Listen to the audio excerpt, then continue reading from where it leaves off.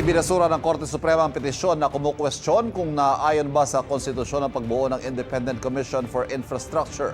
Batay sa desisyon, kulang ang petisyon sa basic requirements para magsagawa ng judicial review. Nilabag din daw nito ang hierarchy of courts doctrine dahil direkta itong inihain sa Korte Suprema. Bagamat pinapayagan ito sa mga pambihirang kaso, walang binanggit ang mga petitioner na sapat na dahilan para hindi idaan sa mababang korte ang petisyon. Hindi rin daw napatunayan ng petitioners na may nalabag na karapatan o nakaapekto sa kanila ang ICI.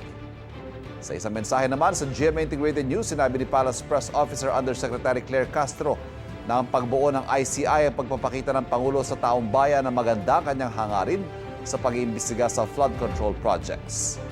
Wala pang komento rito ang mga petitioner.